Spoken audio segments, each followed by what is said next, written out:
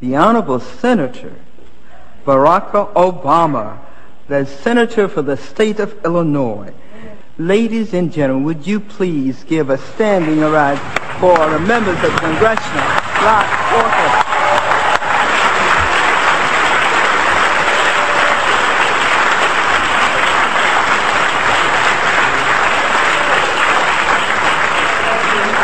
Good morning, members of the Congressional Black Caucus. I am humbled to come here today to reaffirm the friendship and the partnership between Fannie Mae and the Congressional Black Caucus.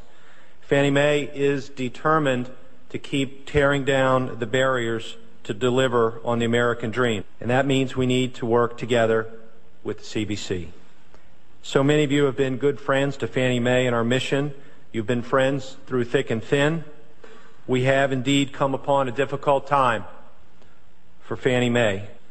There is much to be done inside my company, and I humbly ask you to help us and to help me.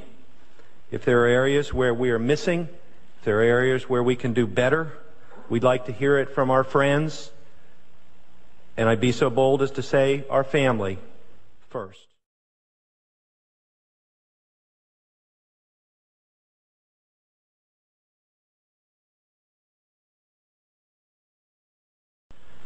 It is true that Fannie Mae has lent more money to more minorities and more underserved individuals than any single company in history.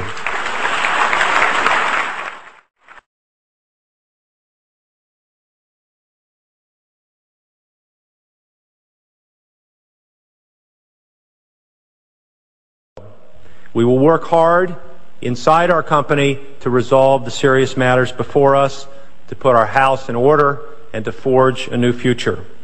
And all the while, you will see Fannie Mae reaching out and listening to the caucus. Over a century of endeavor, you have earned the reputation as the conscience of Congress. In many ways, I want to tell you today, you're also the conscience of Fannie Mae, keeping us on course to serve those who need serving the most.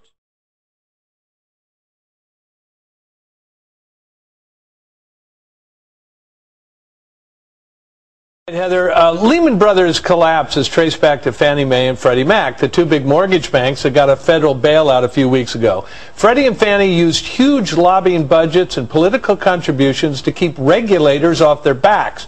A group called the Center for Responsive Politics keeps track of which politicians get Fannie and Freddie political contributions.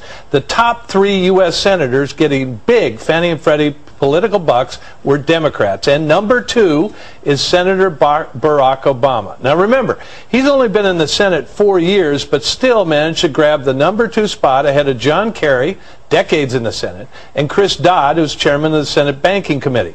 Fannie and Freddie have been creations of the Congressional Democrats in the Clinton White House, designed to make mortgages available to more people, and as it turned out, some people who couldn't afford them.